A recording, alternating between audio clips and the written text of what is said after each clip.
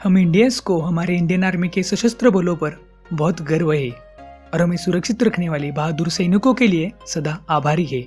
हम आतंकवाद का मुकाबला करने और हमारे संप्रभुता पर किसी भी हमले का जवाब देने के अपने प्रयासों में इंडियन आर्मी के पीछे एकजुट है। हम अपने इंडियन फोर्सेस पर पूरी तरह भरोसा करते हैं और उनकी बहादुरी के लिए सलाम करते हैं। भारत दुनिया में सबसे तेजी से बढ़ने वाले मिलिट्री फोर्सेस में से एक है।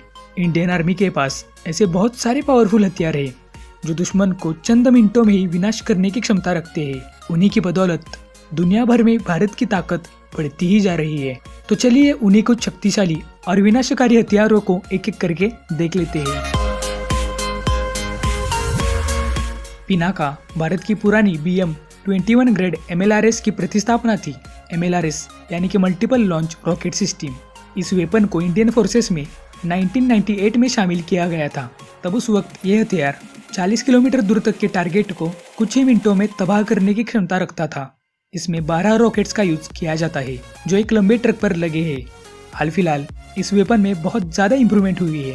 जबकि पहले इसकी रेंज 40 किलोमीटर तक सीमित थी, आज 65 किलोमीटर हो गई है।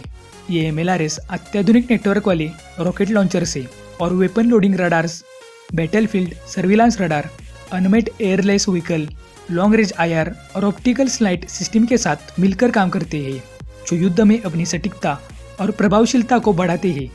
DRDO ने इस्राइल मिलिट्री इंडस्ट्री के साथ मिलकर इस रॉकेट पर GPS गाइडेंस सिस्टम लगाई है ताकि इनका उपयोग सटीक हमलों में किया जा सके। 1999 के कारगिल युद्ध के दौरान इस MLRS ने बहुत ही महत्वपूर्ण भूमिका बजाई थी। पर यहाँ पर दिलचस्प बात यह है कि पिनाका सेम परफॉर्मेंस वाले अमेरिकी M270 से मिलता जुलता है, पर यहाँ पर पिनाका अमेरिकी M270 से 10 गुना सस्ता है।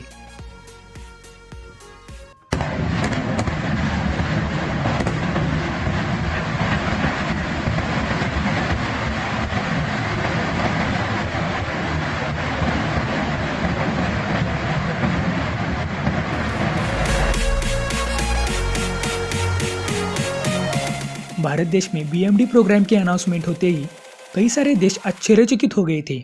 जब से इसकी शुरुआत हुई है तब से आज तक BMD ने बहुत लंबा सफर तय किया है। यह एक छोटी दूरी की बैलिस्टिक मिसाइल्स के खिलाफ सफलतापूर्वक परीक्षण किया गया है और प्रमुख शहरों की रक्षा के लिए तैनात किया गया है। जिन लोगों को पता नहीं है कि बैलिस्टिक मिसाइल्स क्या होती है, उन्हें मैं बता दूं, बैलिस्टिक मिसाइल्स यानी कि एक स्वयंचलित रॉकेट है जो टॉक्सिक केमिकल्स, न्यूक्लियर्स को वहन करने की क्षमता रखता है। साथ ही ये एक विशिष्ट जगह को कुछ ही मिनटों में बर्बाद करने की क्षमता भी रखता है। ये मिसाइल्स एयरक्राफ्ट्स, शिप्स और सबमरीन से लॉन्च किए जाते हैं। इन बैलिस्टिक मिसाइल्स के खिलाफ BMD यानी कि बैलिस्टिक मिसाइल डिफेंस का उपयोग किया जाता है। जबकि इस BMD में 2 इंटरसेप्टर मिसाइल्स मौजूद है जो कि पृथ्वी एयर डिफेंस और दूसरी एडवांस्ड एयर डिफेंस। साथ ही इन दोनों मिसाइल्स के साथ इस्राएली रडार जो 800 किलोमीटर दूर तक के दुश्मन के मिसाइल्स पर नजर रखने का काम करता है। और साथ ही ये सब BMD सिस्टम दुश्मन बैलिस्टिक मिसाइल्स के खिलाफ 99.8% सफल साबित हुई है। ये अद्वितीय वेपन बहुत कम देशों के पास है, जहां पर इंडिया के अंदर इसकी 3rd जनरेशन है। नाग एंटी टैंक मिसाइल्स को टैंक पर स्थापित किया जाता है। यह 8 नाग मिसाइल्स को लॉन्च बॉक्स में तैनात किया जाता है और दुश्मन के टैंक का पता लगाने के लिए ऑप्टिकल और IR सेंसर्स के साथ सीधे हमले के लिए 8 मिसाइल्स आगे रखे जाते हैं। ये मिसाइल्स विशेषतः टैंक के कमजोर हिस्से को टारगेट करते हैं। नाग के पास बहुत ही शक्तिशाली क्षमता है जो किसी भी कवच को भेदने में बहुत ही सक्षम है। यह 5 किलोमीटर दूर तक ही सीमित है और दिन और रात में सफलतापूर्वक काम करता है। इसकी खास बात यह है कि यह मिसाइल पानी से भी आसानी से गुजर सकता है। भविष्य में लॉन्ग रेंज वाले नाग मिसाइल्स शामिल होने ही वाले हैं। भारत में 7500 किलोमीटर तक का लंबा समुद्र तट है और सैकड़ों द्वीप है जिन्हें संरक्षण की बहुत ज्यादा आवश्यकता है, जहां पर शत्रु के सबमरीन्स को हमला करने के लिए बहुत अवसर है। पर उन तटों और द्वीपों की सुरक्षा में P-8I नेपच्यून लगा है। यह अपने उत्कृष्ट परफॉर्मेंस और सेंसर्स के लिए चुना गया है जो किसी भी ASW विमान से श्रेष्ठ है। इसकी क्षमता 4 घंटे और 2000 किलोमीटर तक की सीमित है। 2000 किलोमीटर तक उड़ सकता है और सिर्फ 4 घंटे के भीतर ही इस विमान को दुश्मन का निपटारा करके वापस लौटना होता है। पर इसे एयरलाइंस मेंटेनेंस के लिए ज्यादा यूज किया जाता है। इसमें लॉन्ग रेंज रडार है और इंडियन वेरिएंट में अद्वितीय मैग्नेटिक डिटेक्शन सिस्टम है जो सबमरीन्स को चुटकियों में बर्बाद करने की क्षमता रखती है। इसे 120 सोनोबॉयज यानी कि sonar systems, 4 Harpoon missiles, MK-54 torpedoes है। इसके अंदर जो कुछ भी हो पर ये बहुत ही पावरफुल है जो इंडियन नेवी को अगले स्तर पर ले जाता है। हाल फिलहाल इंडिया के पास ऐसे 8 है और जल्द ही 4 शामिल हो जाएंगे। भविष्य में ऐसे और भी 12 ऐड होने की उम्मीद है। ये एक शक्तिशाली टैंक है जिसका वजन 64 टन है, जिसे ऑपरेट करने के लिए 3 चालक की आवश्यकता लगती है। इस टैंक की खास बात यह है कि इसके बैरल से इनक्वायर एंटी मिसाइल्स को फायर किया जा सकता है, जहां पर इसके ऊपर 127 mm के मशीन गन्स है जिसे मैन्युअली ऑपरेट किया जाता है। स्वदेशी सिरेमिक कवच है जो किसी भी शक्तिशाली विस्फोट को सहन करने की क्षमता रखता है। ये टैंक डीजल इंजन से संचालित है और रशिया में इस टैंक का डाउनग्रेडेड वेरिएंट है, जबकि इंडियन वेरिएंट में इस्राएली, फ्रेंच और स्वीडिश ये सब सिस्टम फिटेड है। इसमें APS यानी कि एक्टिव प्रोटोकॉल सिस्टम का यूज किया है जो शत्रु टैंक के 3 गुना ज्यादा डिफेंसिव है। भारत में अभी ऐसे 600 तैनात है। आगे जाकर इनकी संख्या 1500 से भी ऊपर जाएगी।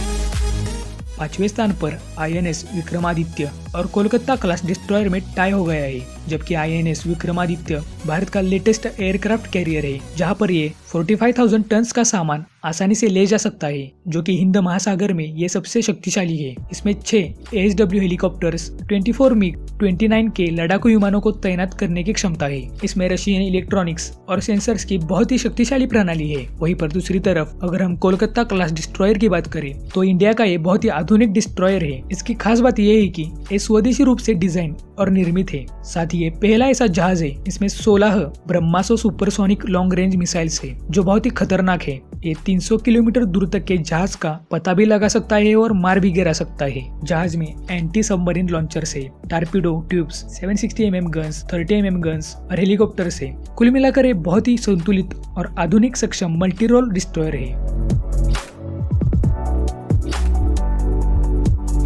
हालांकि भारत को airborne early warning and control system में प्रवेश करने में देरी हुई, पर भारत ने इस क्षेत्र में धमाकेदार एंट्री की। फाल्कन AWACS के साथ airborne early warning and control system एक हवाई रडार प्रणाली है जिसे लंबी दूरी पर विमान, जहाजों और वाहनों का पता लगाने के लिए डिजाइन किया गया है, जिसमें कि इसराइली रडार रशियन एयरक्राफ्ट पर माउंटेड है। ये सिस्टम किसी भी अन्य रडार सिस्टम के मुकाबले 10 गुना तेज है। अभी इंडियन फोर्सेस में ऐसे 3 फाल्कन है। वे 500 किलोमीटर दूर तक के लक्ष्य का पता आसानी से लगा सकते हैं। इस तरह की सुविधाएं पर्वतीय और रेगिस्तानी क्षेत्रों में बहुत ही महत्वपूर्ण भूमिका बजाती है और साथ ही ये सिस्टम एक साथ 100 लक्ष्यों को टारगेट करने की क्षमता रखता है।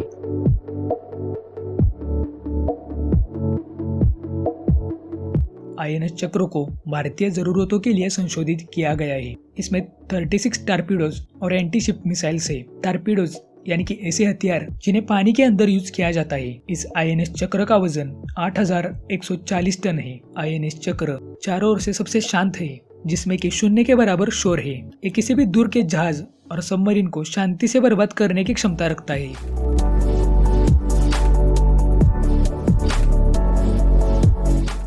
यह भारत का सबसे लोकप्रिय हथियार है। यह भारतीय जरूरतों के लिए मिसाइल संशोधित करने और सार्वभौमिक मिसाइल्स बनाने के भारतीय और रशिया के संयुक्त संशोधन का परिणाम है। इस मिसाइल की रेंज 9 मीटर है और इसका वजन 3 टन है। अभी इंडिया के पास इसकी सेकंड जनरेशन है जो पहले के मुकाबले 50% हल्की है और 30% कम रेंज वाली है, पर इसका परफॉर्मेंस पहले जैसा ही है। ये Brahmastra missiles mid range supersonic missiles है जो सबमरीन्स, शिप्स, एयरक्राफ्ट से लॉन्च किए जाते हैं। अब यहाँ पर पहले नंबर पर भी सुकोई 30 MKI और राफेल के बीच में टाई हो गया है, जबकि ये दोनों भी बहुत ही खतरनाक और शक्तिशाली हथियार है। सुकोई 30 MKI स्पेशली एयर अटैक के लिए बना है। वैसे ये मल्टी रोल कॉम्बैट फाइटर है। इसे सुकोई डिजाइन और हिंदुस्तान एरोनॉटिक्स ने मिलकर बनाया है। इसमें कई सारे मॉडर्न सिस्टम्स है जिसमें कि पावरफुल रडार मौजूद है। ये बहुत ही शक्तिशाली रडार है जो 400 किलोमीटर दूर तक के टारगेट को खोज सकता है और मार भी गिरा सकता है। वहीं पर दूसरी तरफ अगर हम राफेल की बात करें तो राफेल स्पेशली ग्राउंड अटैक के लिए बने हैं। वैसे ये भी एक multi role combat fighter jet है जो जमीन पर के किसी भी टारगेट को तबाह करने की क्षमता रखते हैं। इसमें एक्टिव इलेक्ट्रिकली स्कैंड अरी का इस्तेमाल किया गया है और साथ ही साथ इसमें सुकोई 30 MKI से भी पावरफुल रडार सिस्टम मौजूद है। वैसे ये दोनों भी बहुत ही पावरफुल है पर अलग अलग कामों के लिए यूज होते हैं। जबकि पावरफुल रडार सिस्टम की वजह से राफेल सुकोई 30 MKI को पहले डिटेक्ट कर लेता है, जबकि सुकोई 30 MKI बाद में डिटेक्ट कर लेता है। तो यही थे वो कुछ पावरफुल हथियार जो इंडियन आर्मी को और भी ज़्यादा मजबूत और शक्तिशाली बनाते हैं। इसमें से आपको कौन सा हथियार अच्छा लगा ये मुझे कमेंट सेक्शन में ज़रूर बताइए और साथ ही साथ चैनल को सब्सक्राइब कर बेल आइकॉन दबाना बिल्कुल भी ना भूलिए। तो आज के वीडियो में तो बस इतना ही, मिलते हैं अगली वीडियो में। जय हिंद।